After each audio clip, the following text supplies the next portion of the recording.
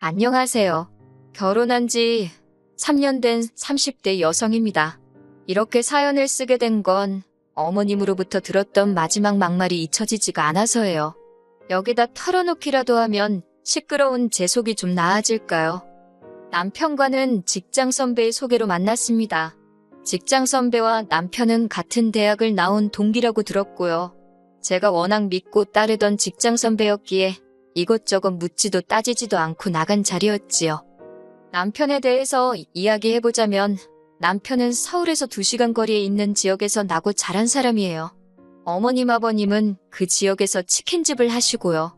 남편은 어머님 아버님과 같이 살다가 20살이 되던 해 서울에 있는 대학에 합격을 하면서 서울에 올라와 자취를 시작했다고 하대요.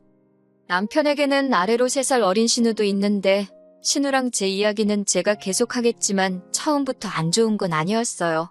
처음에 신우를 만난 건 남편과 사귄 지 1년쯤 되던 해였습니다. 신우는 원래 고향에서 대학을 나와서 그 지역에 있는 회사를 다녔어요. 그러다 서울에 있는 직장으로 이직을 하면서 서울로 올라온 거지요.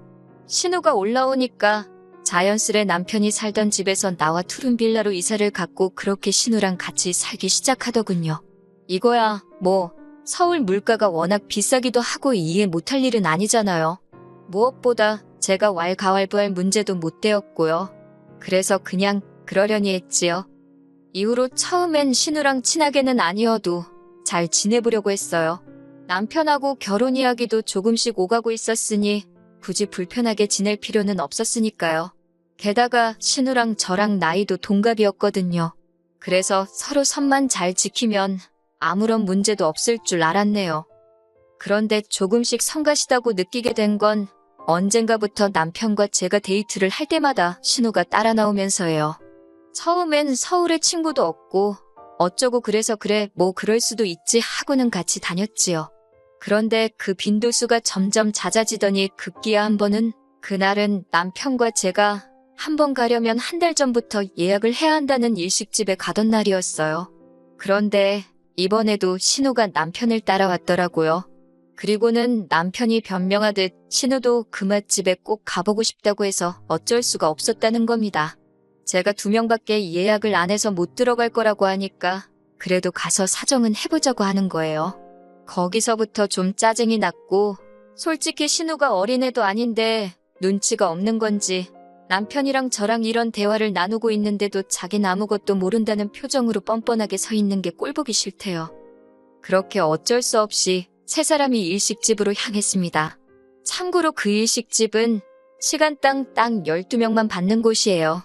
종업원이 저희를 보더니 재료도 딱 인원수대로 준비되어 있기 때문에 안 된다고 그러더라고요. 어쩔 수 없어서 제가 그럼 혹시 환불은 되냐니까 그것도 당연히 안 된다 했지요. 그러자 남편이 신우더러 이것 봐라 안 되지 않냐면서 차에서 기다리던지 알아서 하라대요. 그러니까 신우가 갑자기 그 사람들 있는 곳에서 흐느끼며 우는 겁니다.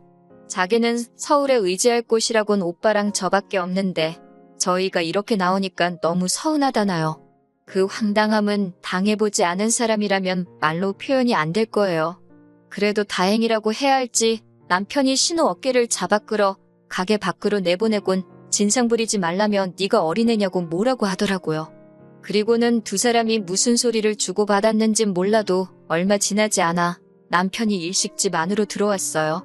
그리고 아무 일도 없었다는 듯 저와 함께 식사를 했지요. 얼마 후 식사를 마치고 식당에서 나왔습니다. 그리고 저희는 더 어이없는 상황을 마주하고 말았네요. 신우가 일식집 앞에 멀뚱하게 서 있는 겁니다.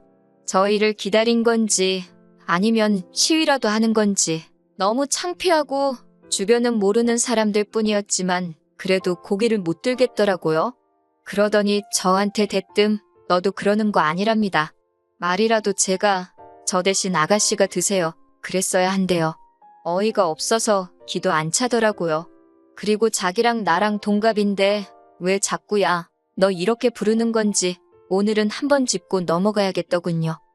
보는 눈들이 느껴져 카페로 자리를 이동했습니다. 제가 먼저 신우더러 나는 당신 오빠랑 사귀는 사이니까 함부로 말 놓지 말라고 호칭도 조심해달라고 했어요. 그러자 너 아직 우리 오빠랑 결혼한 것도 아니잖아. 하고는 또 말을 놓더군요. 그래서 결혼한 거 아니어도 지금 그쪽하고 내가 오빠 때문에 알게 된 사이 아니냐. 그러니 조심해달라고 했습니다. 그런데도 신우는 계속 앵무새 마냥 결혼 안 했잖아 소리만 해대더군요. 듣다 못한 제가 남편더러 당신 여동생 귀가 잘 안 들리냐고 한마디 쏘아붙이고는 먼저 카페에서 나와버렸어요. 그날 남편 말로는 제가 카페에서 나가고 난 뒤 신우가 아주 난리도 아니었답니다. 제가 자기를 무시했다면서 오빠가 돼서 어떻게 보고만 있느냐고 남편한테 화풀이를 어지간히 했나봐요. 근데 남편이 중간에서 자기가 이게 무슨 꼴인지 모르겠다고 하소연을 하는데 그건 그거대로 꼴보기가 싫더라고요. 왜 자기 동생 성격이 별나서 그 모양인 걸 나한테 그러는 건지 나더러 그냥 참고 넘어가 주기라도 하라는 뜻인가 싶어서 듣는 것 자체가 불쾌했던 것 같아요. 그래서 남편더러 그런 것도 중간에서 제대로 처신 못할 것 같으면 나랑 결혼은 언감생심 꿈도 꾸지 말라 했습니다. 그러자 남편이 그냥 한 소리라면서 자기는 당연히 제 편이라고 자기가 생각이 짧았다고 미안하다 하대요. 그리고 얼마 뒤 저희는 본격적으로 결혼 준비를 해나가기 시작했습니다. 여기에 관해서도 할 말이 있어요. 남편이 신우와 같이 살고 있었는데 그 집 보증금은 시부모님이 보내주신 얼마와 남편이 모은 돈 얼마로 이루어져 있었거든요. 그러니 남편 입장에선 그 보증금의 일부가 결혼 준비에 필요했지요. 그런데 시부모님께서는 그럴 게 아니라 그 둘이 사는 집에 제가 몸만 들어오면 되지 않겠냐는 식으로 말씀을 하시더래요. 한마디로 신우랑 같이 살라는 거였지요. 성격이 잘 맞는 것도 아니고 서로 사이가 좋은 것도 아닌데 그렇게는 못한다 했습니다. 그러자 어머님 아버님이 그 서울에서 어떻게 여자애 혼자 살라고 하냐고 저더러 괘씸하다 못됐다 말을 막 하시더군요. 참고로 당시 저하고 신우 나이 31, 여자의 소리 들을 나이는 지나도 한참 지났을 때였어요. 그리고 솔직히 전 결혼 엎으려고 했어요. 제가 뭐 남편에 비해 크게 부족한 사람도 아니었고 결혼 전부터 저렇게 막말을 하고 억지를 쓰시는데 결혼을 하면 얼마나 더 심하게 행동하실지 안 봐도 비디오였으니까요. 그런데 다행이라고 해야 할지 남편이 먼저 나서서는 어머님 아버님더러 저한테 말 막 하지 마시라고 화를 내대요. 저도 있는 자리에서 말이에요. 자기는 저 아니면 평생 아무하고도 결혼하지 않을 거라나 어쩐다나. 그래서 뭐 또 유야무야 없던 일이 되었어요. 이후로 신우와 제 사이는 완전히 틀어져서 결혼식 당일까진 말 한마디 제대로 해본 적이 없어요. 그리고 신우는 저희 결혼식에 추기도 안 했습니다. 반 돈 5만 원도요. 그 돈이 아쉬워서가 아니라 신우의 그 마음 씀씀이가 참 좁다 싶어서 실수가 나오대요. 그런데 제 여동생은 결혼 직전 셋이서 식사를 한 자리가 있었는데 거기서 200만 원을 주더라고요. 제 여동생은 저보다 4살이 어려요. 당시 막 회사에 다닌 지 2년 차였고요. 그리고 그렇게 두 여동생은 사사건건 비교를 안 할래도 비교가 되기 시작했습니다. 저희가 식을 올리고 얼마 지나지 않아 집들이를 하던 날이었어요. 첫 집들이 손님은 시부모님과 신우였고요. 처음에는 사다가 차려놓을까 그런 생각도 했는데 그래도 직접 하는 편이 보기 좋겠다 싶어서 이른 아침부터 우당탕탕 난리도 아니었지요. 그렇게 한상 차려내고 나니까 시부모님과 신우가 도착했고요. 그런데 아버님 손에 주방세제 선물 세트 하나 들려 있었습니다. 그리고 신우는 뭐 말해서 뭐예요. 기대도 없었지만 역시나 실망시키지 않더라고요. 맨손으로 와서는 음식 이것저것 먹어보면서 잔소리만 어지간히 해대고 갔거든요. 짜다 달다. 이건 양념이 어떻고 저떻고 뿐만 아니라 집안 여기저기를 구경하면서 인테리어가 어떻고 가구가 싸 보이고 어쩌고 저쩌고 정말이지 당장이라도 꺼지라고 한마디 해주고 싶더라니까요. 반면에 저희 친정부모님과 여동생은 그렇지 않았어요. 일단 집들이라고 했는데도 여동생이 언니 혼자 음식하려면 힘들지 않겠냐면서 그냥 시켜 먹던가 나가서 먹자 그러더군요. 그리고 집은 구경만 하면 되지 그러면서요. 그래서 괜찮다고 하니까 그러면 내가 일찍 가서 좀 도와줄까? 그러고 묻대요. 그래서 마음만 고맙게 받겠다 했어요. 그리고 집들이 당일 친정 부모님께서는 뭘 사올래도 다 있을 것 같아서 그냥 현찰로 주신다며 100만 원 주셨습니다. 그리고 여동생은 백화점에서 유명한 디저트 세트랑 현찰 30만 원 주대요. 제가 결혼식 때도 축의금 많이 하지 않았냐. 이 돈은 받은 걸로 하겠다. 그냥 가져가라 했어요. 그런데 괜찮다면서 하나뿐인 언니인데 이 정도 못 해주겠냐며 기분 좋게 받아달라대요. 이후로도 이런 비슷한 일들은 번번이 있었어요. 명절이라던가 가족 모임이라던가 저나 남편의 생일 같은 날들마다 반복되었지요. 그리고 돈 들어가는 일은 언젠가부터 응당 저희 부부가 담당이었고요. 명절만 하더라도 장 보는 비용 그리고 어머님 고생하신다고 해서 드리는 돈이 거의 100만 원 가까이 되었습니다. 물론 저도 내려가서 일을 하는 건 당연했고요. 신우는요. 데이트한다고 명절 연휴 내내 코빼기도 안 비추던걸요. 가족 모임도 저희가 하자는 것도 아니고 갑자기 어머님이나 아버님이 모이자 하셔놓고 외식을 하면 계산서는 슬며시 저희한테 밀어주시기 일쑤였습니다.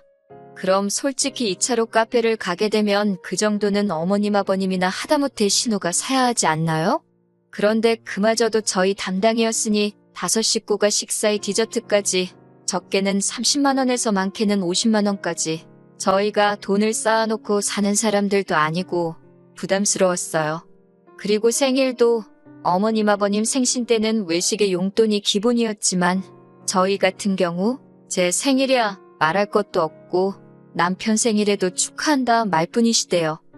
반면에 저희는 명절이면 친정 부모님은 여행을 가시거나 아니면 저희 오라고 해서 한상 차려주기 바쁘셨고요. 가족 모임도 저희가 돈 낼까봐 어느샌가 친정아버지가 먼저 계산하시기 일쑤셨어요.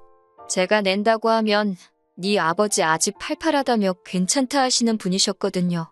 그리고 제 생일이고 남편 생일이고 집에 오라고 해서 한상 차려주셨고 또 둘이서 분위기 좋은데 가라고 따로 돈 챙겨주시고 그리고 제 여동생도요. 제 생일 선물뿐만 아니라 하나밖에 없는 형부라면 남편 생일도 잊지 않더라고요. 그러다 지난해 여름이었어요. 제 여동생이 좋은 사람을 만나 결혼을 했지요. 그동안 여동생의 마음 씀씀이에 번번이 감동했던지라 언니로서 그 이상 해주고 싶더라고요. 그래서 제가 1,000만 원 해줬어요. 마침 작년 연초에 저희 회사에서 성과급으로 꽤 많은 돈이 나오기도 했고 남편이 선뜻 그러라 해주라고 했거든요. 그리고 얼마 지나지 않아 신우도 시집을 가대요. 집신도 짝이 있다더니 가긴 가는구나 싶어서 제가 다 감개가 무량하더라니까요. 남편이 해줄 필요 없다는 걸 제가 그래도 그건 아니라고 해서 축의금으로는 200만 원을 해줬네요. 그런데 지난 1월 신우가 어디서 뭘 어떻게 듣고 알았는지 저한테 전화를 해왔더라고요.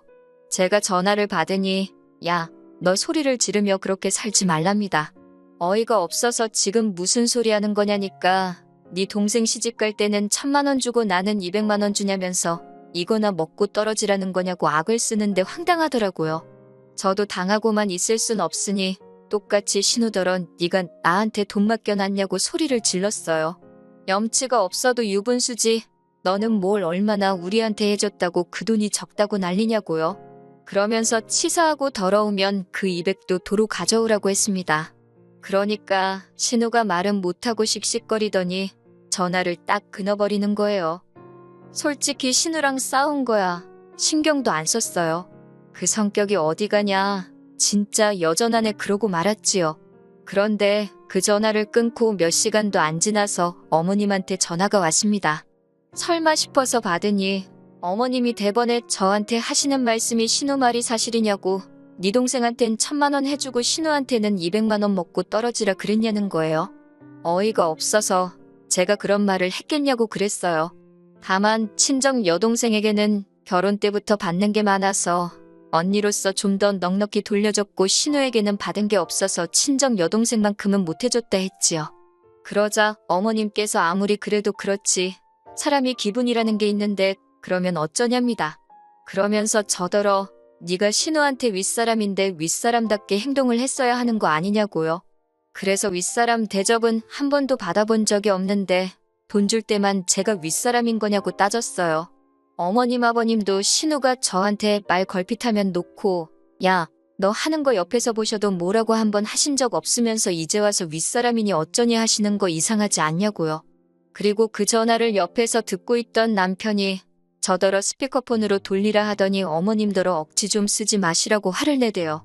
그 1,000만 원, 이 사람이 번 돈으로 준 거고 오히려 그 200은 내가 주지 말자는 걸 이 사람이 우겨서 준 건데 알지도 못하고 왜 그러시냐면서. 그러니까 어머님이 사람이 그렇게 계산적으로 살면 못 산다고 손해보듯 살아야 잘 사는 거라면서 마음씨 좀 고쳐먹으라고 저희한테 소리를 지르시는 거예요. 그러면서 저더러 네가 남매 사이 다 갈라놨다고 처음에 신우랑 셋이 살라는데 싫다 결혼 못한다 할 때부터 마음에 안 들었답니다. 그러자 남편이 어머님더러 쓸데없는 소리 하지 말라며 전화를 쾅 끊어버리대요. 전화를 끊고 난 후 한동안 정신이 나간 것처럼 멍하더라고요. 그래도 그동안 제 딴엔 어머님 아버님한테는 잘한다고 해온 것 같은데 당신들 딸 경우 없는 건 생각도 못하시고 저한테 퍼부으시니 어이가 없었다고 해야 할까요? 제가 남편에게 당분간은 어머님 아버님은 못 볼 것 같다 했습니다. 그러자 남편도 자기가 할 말이 없다며 저 편할 대로 하래요. 제 앞에서 얼굴을 못 들겠다면서요. 이후로 매달 보내드리던 용돈과 생활비를 끊었습니다. 그리고는 지난 설에도 아버님 생신 때도 시댁에 안 내려갔어요. 돈도 당연히 안 보냈고요.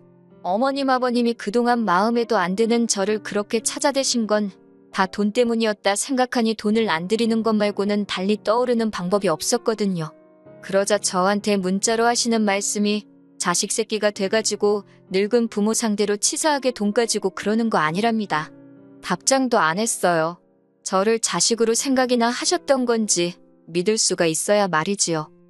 아무리 팔이 안으로 굽는다지만 이번 일로 어머님께 정말 크게 실망을 했어요. 남편이 일단은 제 편이라서 당장 이혼은 안 하겠지만 남편이 태도를 바꾸진 않을지 모르겠네요. 어머님하고 다시 볼 날이 올지도 모르겠고요. 솔직히 어머님 아버님하고 안 보고 산다고 해도 전 손해볼 게 없거든요. 오히려 편하기만 하지요 뭐. 그래도 이렇게 속에 있던 이야기를 털어내고 나니 후련하네요. 다가오는 어버이날에는 친정 부모님 모시고 여행이라도 다녀와야겠습니다.